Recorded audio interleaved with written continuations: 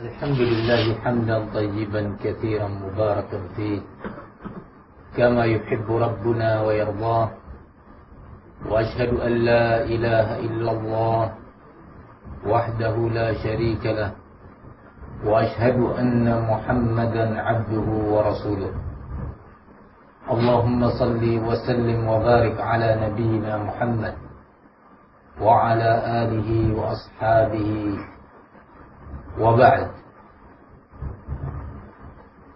Kepada seluruh hadirin, saudara saya se-Islam yang saya muliakan, saya bersyukur kepada Allah Subhanahu wa taala bisa dipertemukan dengan saudara seiman, terkhusus di Melaka ini pada malam hari ini. Semoga Allah Subhanahu wa taala menjadikan pertemuan kita adalah pertemuan yang marhuman, yang dirahmati oleh Allah Subhanahu wa taala. Pertemuan yang dinilai oleh Allah Subhanahu wa taala sebagai pertemuan ibadah. Karena tidak lain pertemuan ini didirikan insyaallah di atas al-mahabbah, rasa cinta. Karena Allah Subhanahu wa taala di jalan agamanya. Demikian Rasulullah sallallahu alaihi wasallam menyatakan min awthaqi ural iman al-hubbu fillah. Di antara tali iman yang kuat, di antara tali keimanan yang paling kokoh adalah saling mencinta di jalan agama Allah Subhanahu wa taala. Para hadirin kaum muslimin yang saya muliakan, dalam kesempatan singkat di malam hari ini saya ingin mengingatkan dengan salah satu nikmat dari berbagai nikmat besar yang Allah karuniakan kepada kita. Tujuan kita menyebutkan nikmat ini adalah dalam rangka agar kita bisa bersyukur kepada Allah. Kita bisa berterima kasih, memuji Allah Subhanahu wa taala atas nikmat yang akan kita bahas ini. Yang kedua, kita bisa menjaga nikmat tersebut dan meletakkannya pada tempatnya yang diridhai oleh Allah Subhanahu wa taala. Dengan harapan nikmat ini Allah jaga, Allah pelihara untuk kita dan Allah tambah. Sebagaimana Allah Subhanahu wa taala mengatakan dalam ayatnya, "Wa idh ta'adzana rabbukum la in syakartum la azidannakum wa la in kafartum inna 'adzabi lasyadid." Ketika Allah Subhanahu wa taala telah menetapkan bahwa jika kalian bersyukur atas segala nikmat, pasti kami akan menambah nikmat tersebut. Niscaya kami akan menambah nikmat tersebut. Tetapi jika kalian tidak bersyukur, mengkufuri, mengingkari nikmat tersebut, ketahuilah sesungguhnya azabku itu sangat pedih. Allah Subhanahu wa taala yang Rahim, yang Rahman, Rauf, Latif, Maha kasih, Maha sayang kepada kita semuanya. Tidak akan pernah Allah Subhanahu wa taala mencabut, meniadakan nikmat yang telah Allah berikan kepada kita kalau kita sendiri pandai bersyukur, kalau kita pandai menjaganya. Allah Subhanahu wa taala mengatakan, "Dzalika bi anna Allah lam yakun mughayyiran ni'matan an'amaha 'ala qaumin hatta yughayyiru ma bi anfusihim." Yang demikian sungguh Allah tidak pernah merubah, mencabut, meniadakan sebuah nikmat yang telah Allah limpahkan, Allah berikan kepada suatu kaum, sampai kaum itu sendiri yang merubah nikmat tersebut. Kata salah seorang penyair yang sering dinukil oleh para ulama, "In kunta fi ni'matin far'aha, fa innal ma'asiya tuzilu ni'am." Jika Anda berada di atas sebuah nikmat, jaga baik-baik, karena sesungguhnya kemaksiatan itu dapat menghilangkan, membinasakan nikmat. Para hadirin, saudara saya seiman, nikmat yang saya maksud, yang ingin kita bahas pada malam hari ini adalah ketika kita dilahirkan oleh Allah Subhanahu wa ta'ala sebagai muslim. Dilahirkan oleh Allah Subhanahu wa ta'ala sebagai hambanya yang memeluk agama Islam, berpegang dengan Islam, dan Islam sebagai agama kita. Agama yang Allah katakan, "Wa may yabtaghi ghairal islami dinan fala yuqbala minhu." Barang siapa yang beragama dengan selain agama Islam, tidak akan pernah Allah terima darinya agama. Inna ad-dina 'indallahil Islam. Sesungguhnya agama yang diterima dan diridhai di sisi Allah adalah Islam satu-satunya. Tak ada yang lain. Kita dilahirkan oleh Allah sebagai muslim, beragama Islam. Nikmat yang sangat besar. Ikhwani fid din, rahimani wa rahimakumullahu jami'an. Islam sebagai agama yang paling sempurna, paling lengkap aturan dan syariatnya. Sampai-sampai disebutkan oleh Imam Ibnu Katsir dan yang selainnya bahwa seorang Yahudi bercakap kepada Umar bin Khattab radhiyallahu anhu ketika Umar bin Khattab sebagai Amirul Mukminin, sebagai khalifah, qala inni la'alamu ayatan fi kitabikum law unzilat alaina ma'syaral yahud lattakhadna yawma nuzuliha 'idan. Sungguh, kata Yahudi tadi, aku mengetahui sebuah ayat di dalam kitab suci kalian Al-Quran, yang apabila ayat itu turun untuk kami Yahudi, untuk agama kami, Allah turunkan untuk agama Yahudi, niscaya kami orang-orang Yahudi akan menjadikan hari turunnya ayat tersebut sebagai hari perayaan besar, hari raya. Umar bin Khattab bertanya, ayat apa itu? Subhanallah, Yahudi mengerti tentang nilai maksud daripada ayat, yaitu ayat dalam surat Al-Ma'idah, ayat yang ketiga. Al-yawma akmaltu lakum dinakum wa atmamtu alaikum ni'mati wa raditu lakumul islam dinan. Hari ini telah aku sempurnakan bagi kalian agama kalian, wahai kaum mukminin. Dan telah aku sempurnakan karunia nikmatku untuk kalian.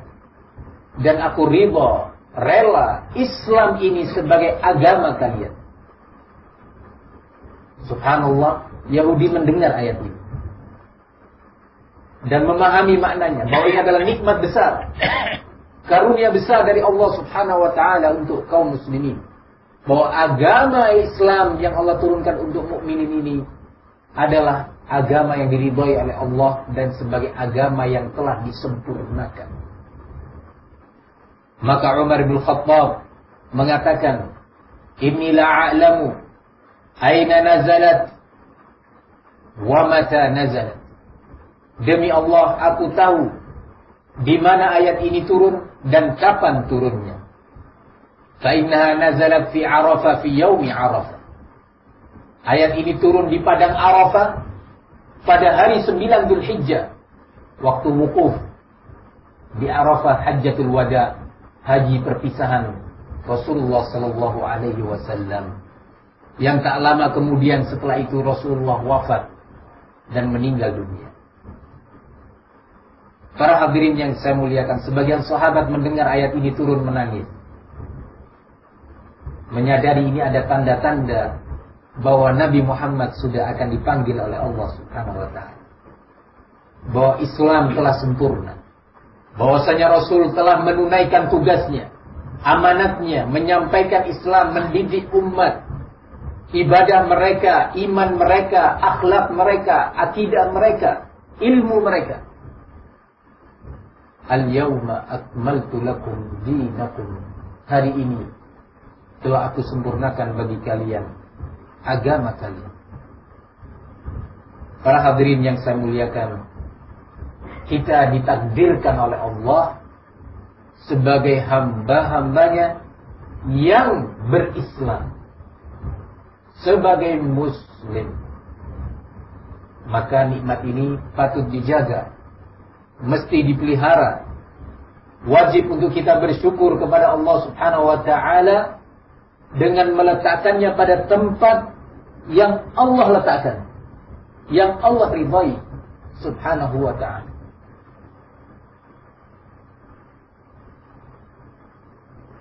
Para hadirin, saudara saya se-Islam, ketahuilah bahwa hari yang dimaksud Islam telah disempurnakan oleh Allah adalah hari di sana Rasulullah masih hidup bersama para sahabatnya. Hari di sana para sahabatnya mendengarkan Islam dari Rasul sallallahu alaihi wasallam, belajar Islam langsung dari beliau, mendengar Al-Quran langsung dari Rasul, dan belajar makna, hukum dan tafsir Al-Quran dari Rasulullah sallallahu alaihi wasallam. Itulah hari Al-Yawma akmaltu lakum dinakum. Al-Imam Malik bin Anas, Imam Daril Hijrah, pimpinan para ulama di negeri Madinah pada waktu itu, di masa ramai ulama pada waktu itu berkumpul di negeri Madinah. Al-Imam Malik adalah pimpinan para ulama yang dimuliakan oleh mereka. Beliau mengatakan tentang ayat Al-Yawma akmaltu lakum dinakum. Kata beliau, "Ma lam yakun yawma idzin dinan, fala yakunul yawmu dinan." Segala amalan, keyakinan, ibadah yang bukan bagian daripada Islam pada hari itu, di hari Rasulullah hidup hingga wafatnya, maka kata Imam Malik, bukan pula pada hari ini bagian dari Islam. Hari ini Al-Imam Malik hidup 1200 tahun yang lalu atau lebih. 1200 tahun lalu. Entah kita di mana pada waktu itu. Ayah dan kakek kita di mana? 1200 tahun yang lalu. Al-Imam Malik hidup sebagai bagian daripada tabi'ut tabi'in, generasi ketiga dalam Islam, guru daripada Imam Syafi'i rahimahullahu ta'ala, mengatakan seluruh amalan, ibadah, keyakinan yang bukan bagian dari Islam pada masa itu, pada masa Rasulullah hidup bersama sahabatnya hingga wafat, maka bukan bagian dari Islam pada hari itu. Lalu bagaimana dengan hari kita hidup? Lebih jauh lagi. Maka dari itu, saudara saya se-Islam, kita wajib memelihara nikmat ini. Nikmat sunnah Rasulullah sallallahu alaihi wasallam.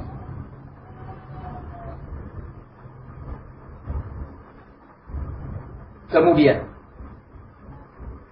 atas dasar itu, setiap umat yang datang sepeninggal Rasul, setelah wafatnya Rasul sallallahu alaihi wasallam, diwajibkan dan dimestikan untuk mengikuti jejak Rasulullah sallallahu alaihi wasallam di dalam berislam. Karena memang Nabi itu diutus untuk ditaati. Rasul sallallahu alaihi wasallam diutus oleh Allah untuk diteladani. Laqad kana lakum fi Rasulillahi uswatun hasanah liman kana yarjullaha wal yawmal akhir wa dzakarallaha katsiran. sungguh telah ada teladan yang baik, uswatun hasanah pada diri Rasul untuk kalian wahai kaum mukminin. Untuk orang-orang yang berharap Allah dan ridhonya, berharap hari akhirat nanti, pasti dia akan menjadikan Nabi sebagai uswatun hasanah, sebagai teladan yang baik dalam dia beribadah, uswatun hasanah dalam beramal soleh, uswatun hasanah dalam berakhlak, uswatun hasanah dalam berdakwah, dalam membimbing rumah tangga, uswatun hasanah dalam berakidah dan beriman, berkeyakinan. Nabi adalah sebaik-baik contoh, yang terbaik. Ikhwani fid din, azani Allah iyyakum. Telah diriwayatkan oleh Imam Al-Bukhari rahimahullahu taala dalam kitab Al-I'tisam dari sahabat Anas bin Malik radhiyallahu anhu, qala jaa thalathatu rahtin ila buyuti ba'd azwajin nabiy sallallahu alaihi wasallam yas'aluna an ibadati Rasulillah sallallahu alaihi wasallam. Telah datang 3 orang sahabat ke rumah, ke bilik beberapa istri Nabi untuk bertanya kepada para istri Nabi tentang bagaimana ibadah Rasulullah ketika di rumah. Bagaimana sholat malamnya, bagaimana sholat duhanya, bagaimana berzikirnya, bagaimana cara membaca Al-Qur'annya, bagaimana berpuasanya. Karena kalau ibadah yang dilakukan oleh Rasul di masjid, di luar rumah, disaksikan oleh para sahabat, maka dijawablah oleh para istri Nabi tentang bagaimana ibadah Nabi ketika di rumah. Qala faka'annahum taqalluha. Mereka merasa bahwa ibadah yang Nabi lakukan dan diberitakan oleh para istri tadi masih sedikit. Faqalu aina nahnu min Rasulillah? Qad ghafarallahu lahu ma taqaddama min dhanbi wa ma ta'akhkhar. Nabi adalah seorang hamba yang telah Allah ampuni dosa-dosa yang telah lalu dan yang akan datang. Kalau kita tak ada jaminan ampunan dari Allah, berarti kita, kata 3 orang sahabat ini, mesti beribadah lebih dari ibadahnya Rasul. Salat melebihi salatnya Rasul. Berpuasa melebihi puasanya Rasul. Berzikir melebihi zikirnya Rasul. Kemauan yang tinggi, semangat yang tinggi untuk beribadah. Kemudian salah seorang di antara mereka mengatakan, "Amma inni fa'aqumul laila wa la arqud." Kata salah seorang dari 3 sahabat tadi, aku tidak akan pernah tidur di malam hari. Aku akan sholat sepanjang malam, tidak sedikit pun tidur. Masya Allah. Beribadah semalam suntuk.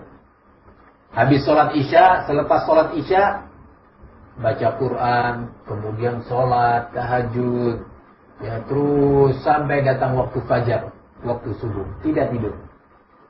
Kata salah satu dari 3. Yang kedua, ma ini fa asumun nahar wala uftir. Saya akan berpuasa tiap hari. Tidak pernah satu hari pun saya tak berpuasa. Masya Allah. Semangat ibadah yang sangat tinggi. Yang ketiga mengatakan, amma inni fala atazawwajun nisa. Saya tidak akan menikahi wanita. Kenapa? Karena yakin dia bahwa ketika seorang telah menikah akan mengambil waktu, masa dia untuk beribadah kepada Allah. Berkurang masa ibadah, masa berzikir, masa tilawatul Quran, masa untuk sholat dan berpuasa, sibuk dengan keluarga. Maka saya tidak akan menikah. Saya akan beribadah terus kepada Allah Subhanahu wa ta'ala. Masya Allah. Ketika Rasulullah pulang ke rumah, para istri mengabarkan peristiwa yang terjadi. Maka Rasulullah memanggil 3 orang sahabatnya yang mulia tadi, sahabat Nabi. Kemudian Rasulullah mengatakan, Ama wallahi inni la akhsyakum lillahi wa atqakum lahu. Demi Allah, aku Muhammad ini adalah orang yang paling bertakwa kepada Allah di antara kalian. Benar tidak? Benar. Apa ada satu orang yang lebih bertakwa dari Nabi? Dan demi Allah, aku adalah orang yang paling takut kepada Allah dibanding kalian semuanya. Dibanding Abu Bakar, Umar, Utsman, wa Ali, apalagi kita. Walakinni aqumul laila wa arqud. Tapi saya sholat malam, namun saya juga tidur. Tidak sepanjang malam saya sholat, saya tidur. Wa asumun nahar wa uftir. Dan saya berpuasa di siang hari, tapi tidak tiap hari saya berpuasa. Ada waktu, ada masa saya tidak berpuasa. Wa atazawwajun nisa. Dan saya menikahi wanita. Faman raghiba an sunnati falaysa minni. Barang siapa yang enggan terhadap tata cara ibadahku, sunnahku, sistem ibadahku ini, bukan bagian dari golonganku. Jadi Islam ini sempurna melalui bimbingan Al-Mustafa Rasulullah sallallahu alaihi wasallam. Ikhwani fid din, azani Allah wa iyyakum. Demikian agama yang kita yakini sebagai agama yang paling sempurna adalah agama Islam. Para sahabat Nabi adalah murid-murid teladan dari Rasulullah SAW. Mereka belajar Islam, belajar Al-Quran, tata cara beribadah, keimanan dan akidah langsung dari Rasulullah SAW. Kalau kita belajarnya dari siapa? Dari ustaz, dari guru, dari ulama. Kalau sahabat Nabi, Abu Bakar, Umar, Utsman, wa Ali, wa Ibnu Mas'ud, wa Hudzaifah ibnu Yaman, wa Zaid bin Thabit, wa Amr bin Al-As, wa Abdullah bin Umar bin Khattab, wa Ibnu Abbas, wa Aisyah, wa Ummu Salamah, wa Asma. Semua belajarnya langsung dari Rasulullah SAW. Maka mereka adalah generasi terbaik. Keimanannya, generasi terbaik. Ibadahnya, generasi terbaik. Perjuangan dan dakwahnya, generasi terbaik akhlaknya dan seterusnya. Maka kita yang datang di masa ini, barang siapa yang ingin memahami Al-Quran dengan benar, maka fahamilah Al-Quran dengan cara pemahaman Abu Bakar, Umar, Utsman, wa Ali dan yang lain. Barang siapa yang ingin berakidah, berkeyakinan dengan keyakinan yang benar, ikuti keyakinan dan akidah para sahabat Rasulullah sallallahu alaihi wasallam. Diriwayatkan oleh Al-Imam Al-Baghawi dalam kitab Syarhus Sunnah. Al-Imam Al-Baghawi hidup pada abad ke-5 kurang lebih, abad ke-5 Hijriah. yakni sudah 9 abad yang lalu. Di mana kita? 9 abad yang lalu, 900 tahun yang lalu kurang lebih. Nah, jadi bukan hal baru. Ya, sudah lama. Al-Imam Al-Baghawi. Nah, di dalam Syarhus Sunnah, kitab beliau bernama Syarhus Sunnah. Beliau memiliki karya yang lain namanya Tafsir Al-Baghawi. Kitab tafsir. Meriwayatkan dengan sanadnya dari sahabat Abdullah bin Mas'ud radhiyallahu anhu. Sebelum saya menyebutkan nasihat Abdullah bin Mas'ud, saya ingin memulainya dahulu dari nasihat sahabat yang lainnya, yaitu sahabat Hudzaifah ibnul Yaman. Sahabat Hudzaifah ibnul Yaman menasihatkan kepada kita semuanya sebagaimana diriwayatkan oleh Imam Ibnu Battah, Abu Abdullah Ubaidullah bin Muhammad Ibn Battah Al-Ukbari rahimahullah ta'ala, yang hidup pada abad keempat, yakni sudah kurang lebih 1000 tahun yang lalu atau 1100 tahun yang lalu, yakni tahun 300 sekian dilahirkan Hijriah, 1100 tahun yang lalu. Al-Imam Ibn Battah di dalam kitabnya Al-Ibanah Al-Kubra berkata sahabat Hudzaifah ibn al-Yaman, kullu ibadatin lam yata'abbad biha ashabu Muhammadin sallallahu alaihi wasallam fala tata'abbadu lillahi biha. Seluruh bentuk ibadah yang belum dilakukan oleh para sahabat Nabi, mereka tidak pernah beribadah kepada Allah dengan ibadah tersebut, maka jangan sekali-kali kalian melakukan ibadah tersebut.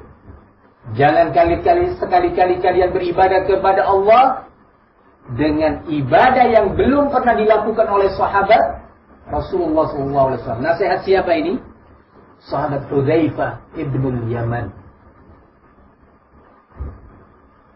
yang disebut, dijuluki, diberi lakab dengan sahibu sirri Rasulullah sallallahu alaihi wasallam.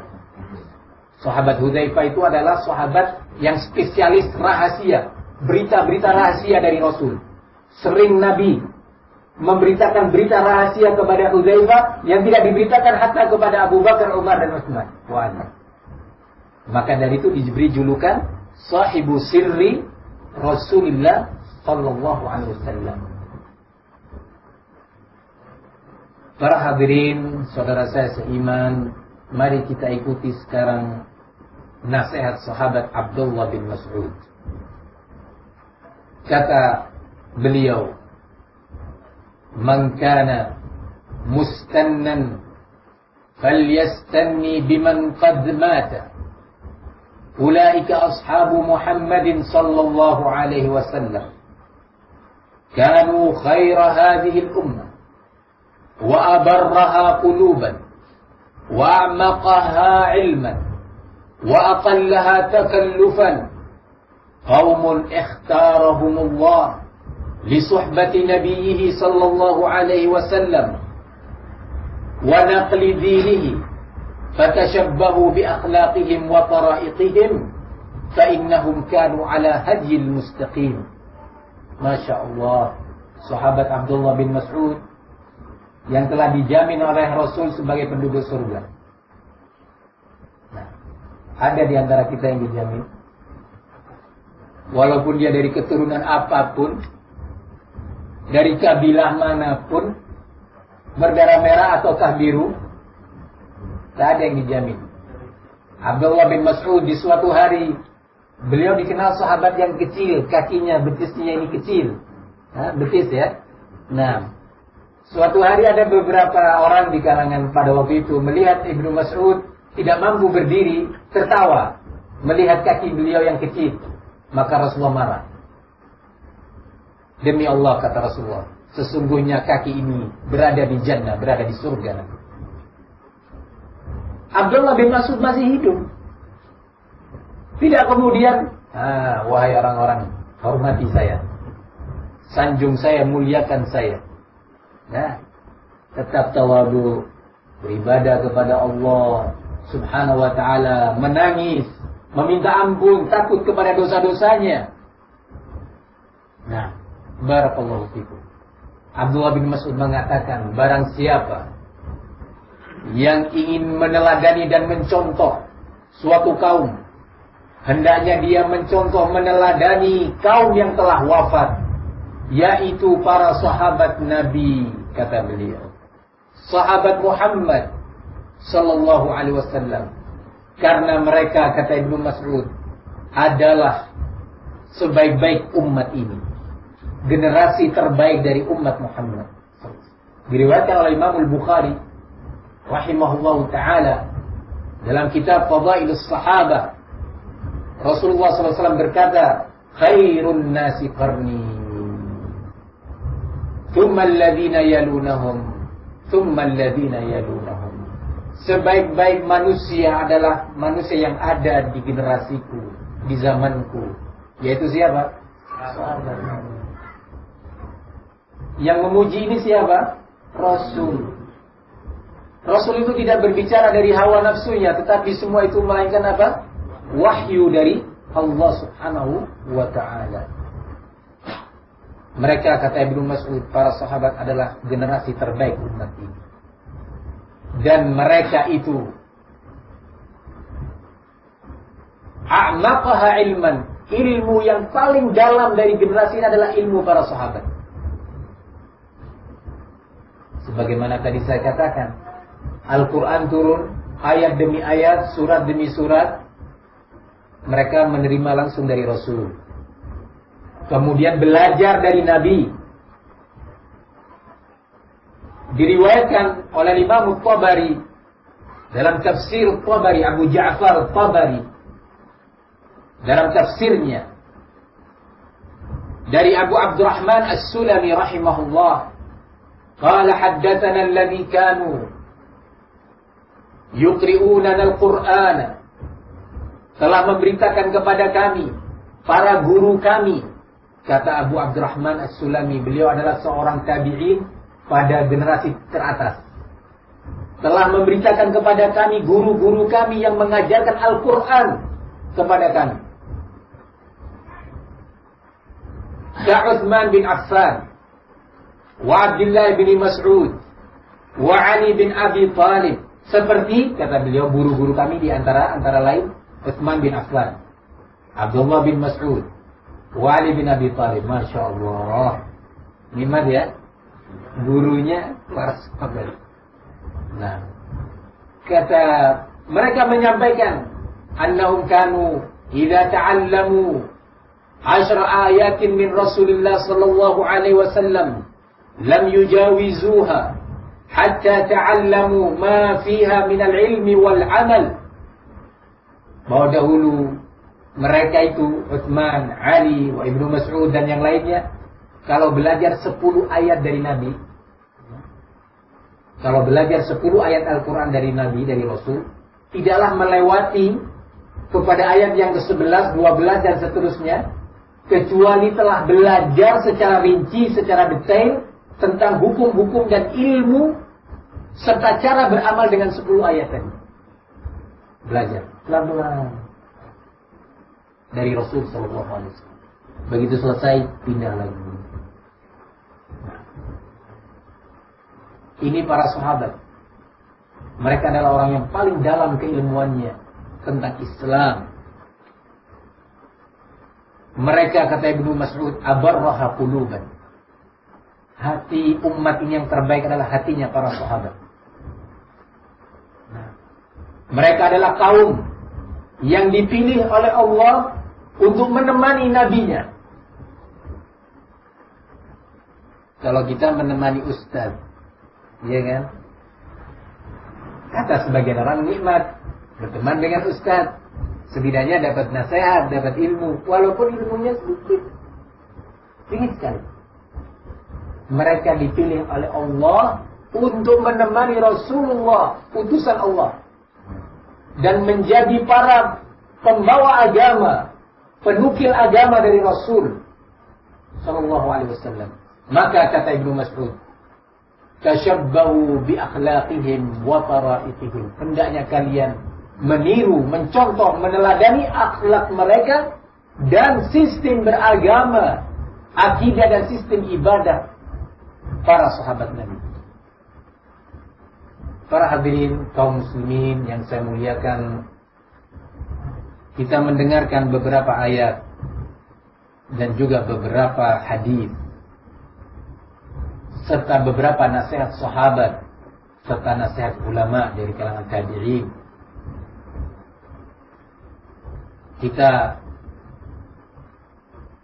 meyakini dengan itu bahwa kita yang hadir di masa ini, hidup pada abad ke-15 Islam, diwajibkan untuk mengikuti jejak mereka.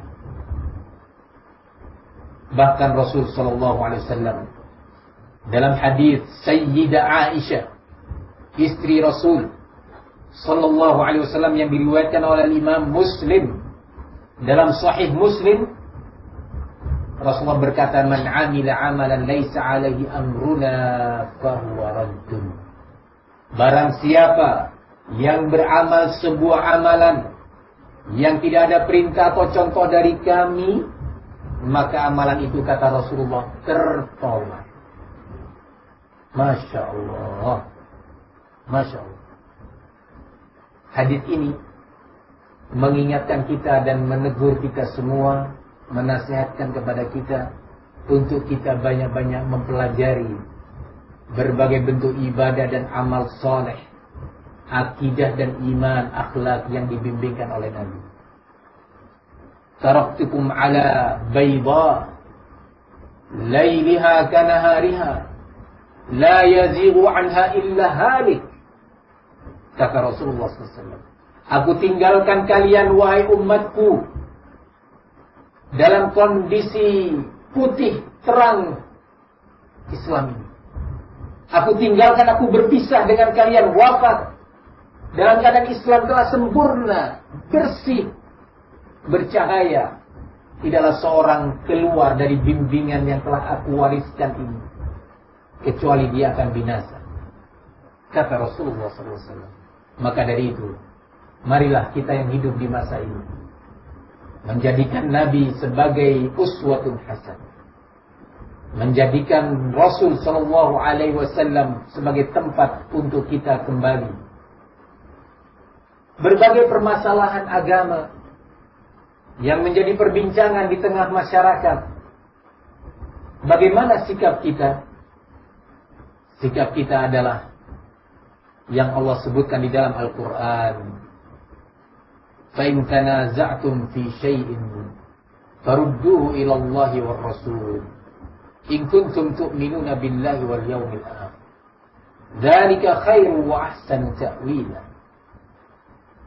Jika kalian, kata Allah, berselisih dalam suatu perkara, dalam suatu permasalahan, kembalikan kesimpulan hukumnya kepada Allah, yaitu Al-Quran, dan kembalikan kepada Rasul, yaitu sunnahnya. Jika, kata Allah, kalian benar-benar beriman kepada Allah dan benar-benar beriman kepada hari akhir. Di antara tanda alamat benar keimanan seorang muslim, seorang hamba, dia selalu siap mengembalikan segala urusan agamanya kepada Al-Quran dan sunnah, bukan kepada manusia yang lainnya. Al-Imam Malik, kembali Al-Imam Malik rahimahullah, yang melahirkan dalam pendidikannya orang besar semisal Al-Imam Syafi'i, melahirkan orang besar semisal Al-Imam Sufyan bin Uyainah dan para ulama besar lainnya, murid-murid beliau, mengatakan ketika beliau berada di dekat kubur Rasul sallallahu alaihi wasallam, mengatakan kullun yukhadu wa yuraddu min qawli illa sahib hadzal qabr, wa asyara ila qabrin nabi sallallahu alaihi wasallam. Semua orang, semua manusia boleh diterima ucapan dia, nasihat dia, dan boleh ditolak, kecuali penghuni kubur ini, sambil mengisyaratkan kepada kubur Rasul sallallahu alaihi wasallam. Tidak boleh ditolak, wajib diterima. Sebelum saya mengakhiri majlis ini, saya bacakan sebuah ayat di dalam surat An-Nur. Allah Subhanahu wa taala mengatakan, "Falyahdharil ladzina yukhalifuna 'an amrihi an tusibahum fitnah aw yusibahum 'adzabun alim." Falyahdhar, waspada, hati-hati, alladzina yukhalifuna 'an amri, orang-orang yang menyelisihi perintah Rasul.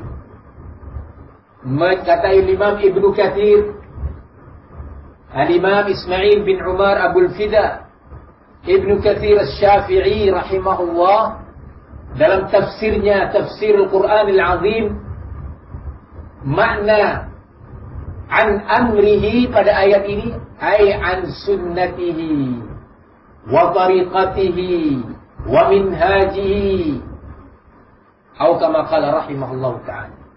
Barang siapa yang menyelisihi, waspada, hati-hati orang-orang yang menyelisihi, yakni sunnah Nabi, bimbingan Nabi, sistem ibadah Rasul. Apa ancaman Allah? Antusibahum fitnah, akan menimpa kepada mereka fitnah.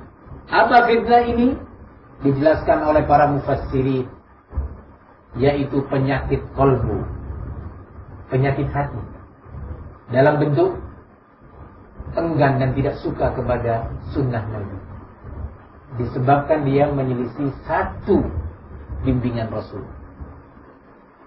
Muncul di kalbu penyakit, na'udzubillah, enggan untuk melakukan ketaatan kepada Allah disebabkan menyelisihi sistem ibadah dan berislamnya Rasul sallallahu alaihi wasallam.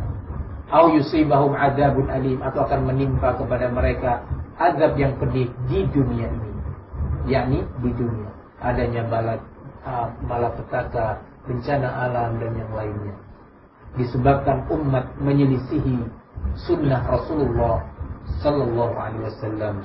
Semoga Allah Subhanahu wa taala menjadikan kita semua, keluarga kita, teman-teman kita, muslimin secara keseluruhan sebagai umat yang senang mengikuti sunnah Rasulullah sallallahu alaihi wasallam. Umat yang selalu mengembalikan urusan agamanya kepada Nabi dan para sahabatnya ridwanullah alaihim jami'an. Dari waktu yang masih tersisa, masih ada, kita manfaatkan untuk soal jawab kepada para hadirin. Tafadhalu.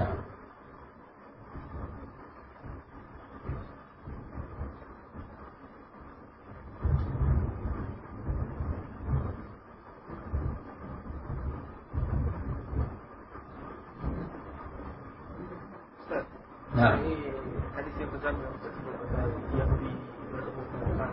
nah, Dia akan merayakan hari turunnya ayat. Yahudi itu bukan dari kalangan yang beriman. nah. Kenapa dia? Karena kurang paham mengenai dia ingin meraihkan hari tersebut. Sedangkan hadis ayat tersebut diturunkan mengenai lengkapnya agama Islam. Nah, iya. Memang dasar Yahudi. Yahudi, dia sebenarnya mengetahui Al-Quran, dia tahu tentang Taurat, dia tahu Al-Haq. Namun mereka tidak mau mengikuti Al-Haq. Tetapi terucap dari mereka tentang ayat itu. Yahudi tadi masih beragama Yahudi. Dia faham ayat ini luar biasa maknanya, besar maknanya, agung maknanya. Sampai terucap-ucapan, kalau seandainya ayat ini turun untuk agama kami, niscaya kami akan jadikan hari turunnya sebagai perayaan besar, Id, hari raya. Setiap tahun ada tanggal 9 Dzulhijjah, hari perayaan turunnya ayat Al-Yauma akmaltu lakum dinakum. Jadi dari sini ada satu hal penting yang mesti kita ingatkan. Kebiasaan menjadikan hari perayaan ini, perayaan itu bukan kebiasaan umat Islam. Bukan kebiasaan yang datang dari Rasul dan para sahabat. Perayaan apa aja? Kecuali hari raya Idul Fitri dan Id Al-Adha.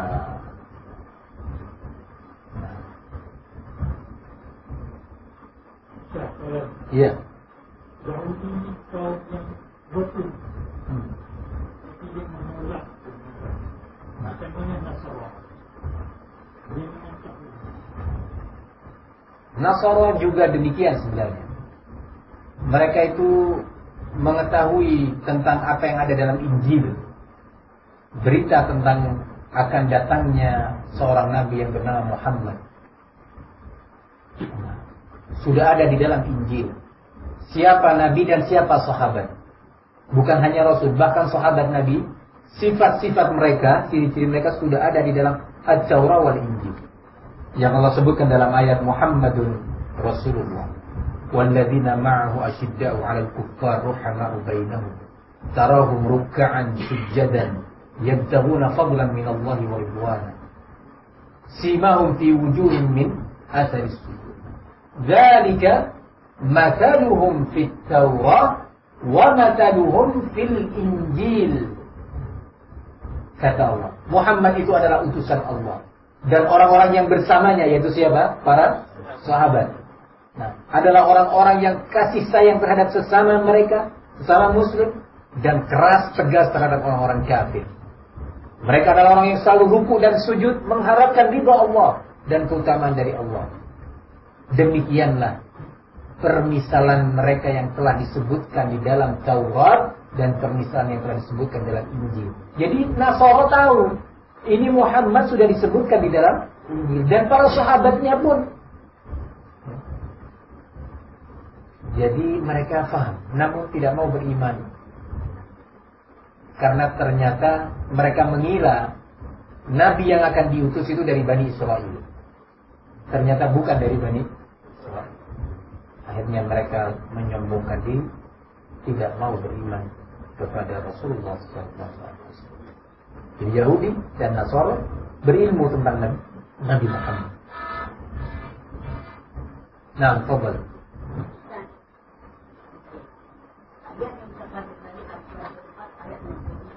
Iya.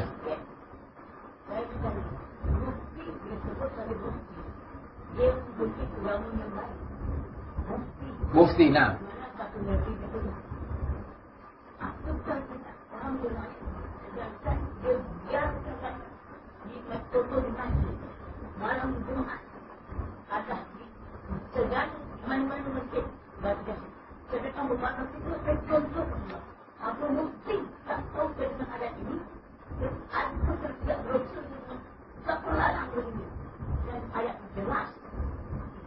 Nah, apakah mufti tidak tahu? Mungkin. Namanya manusia. Iya kan? Bisa saja.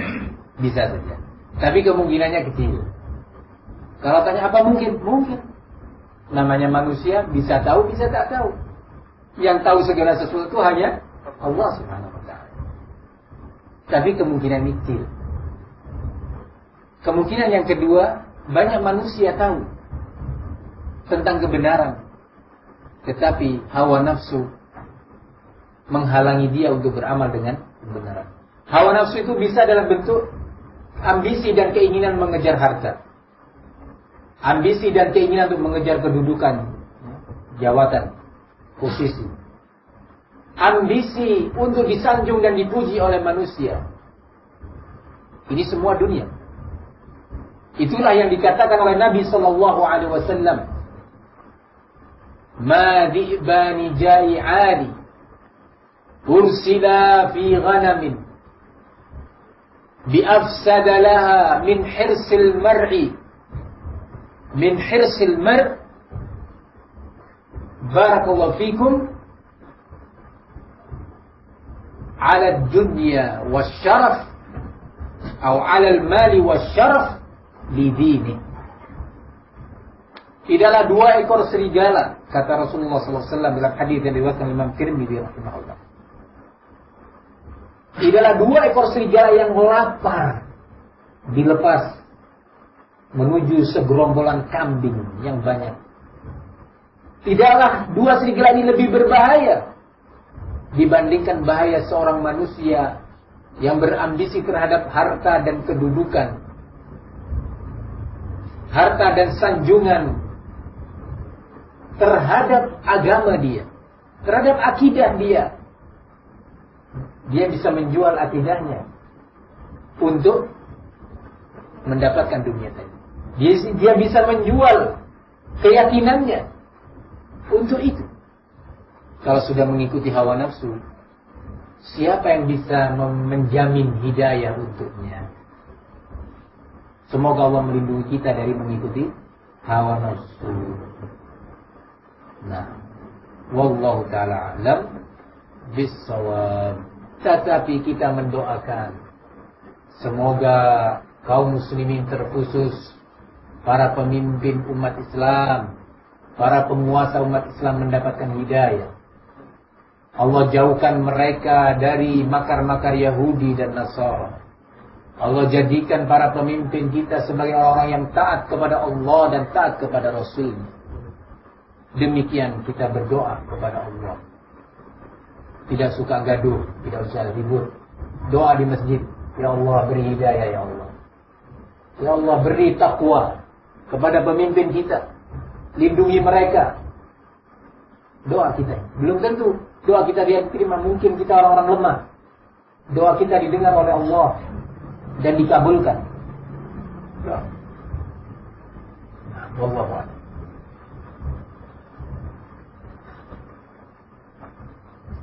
Nah.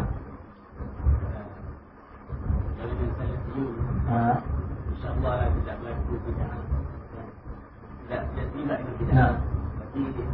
Tapi fitnah dari sudut syubhat, syahwat, kadang-kadang menyebabkan kenapa itu sebagai satu talbis iblis di kalangan menyebabkan talibul ilmi dan kering dan siapa ahli sunnah yang benar, siapa salafi yang benar, semakin kering saya salafi yang benar, dia tidak salafi dan kurang salafi. Jadi di kalangan talibul ilmi timbul fitnah itu kan. Jadi apa namanya? Belajar, jangan menyibukkan diri dengan fitnah. Belajar talabul ilmi, Quran, sunnah Nabi, belajar dari kitab-kitab tafsir para ulama, kitab-kitab hadis. Ya, sibukkan diri dengan belajar. Jangan sibuk dengan hidup cukup. Jangan mengikuti fitnah-fitnah yang ada. Ya, jangan belajar. Tahu ini ada Quran, ayat memerintahkan begini, amalkan. Ada hadis begini, amalkan. Nasihat sahabat begini dan begitu, ikuti. Selamat, insyaallah. Jangan sibuk dengan itu. Barakallahu.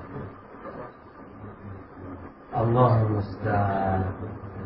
Allah mengatakan di dalam Al-Quran, la yukallifullahu nafsan illa wus'aha. Allah tidak membebani seorang hamba kecuali dalam kemampuan dia. Nampaknya batas kemampuan saya sampai di sini.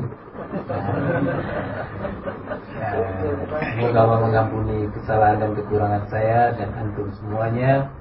Dan kita berharap majlis ini Allah jadikan sebagai majlis ibadah yang diterima di sisi Allah Subhanahu wa taala dan menjadi sebab diampuninya segala dosa kita. Amin ya rabbal alamin. Dan kurang lebihnya, jika ada yang kurang pantas atau kurang baik dari saya mohon maaf yang sebesar-besarnya. Wabillahi at-taufiq wal hidayah wa sallallahu wa sallam wa barak ala nabiyyina Muhammad wa ala alihi wa sahbihi wa sallam walhamdulillahi rabbil alamin.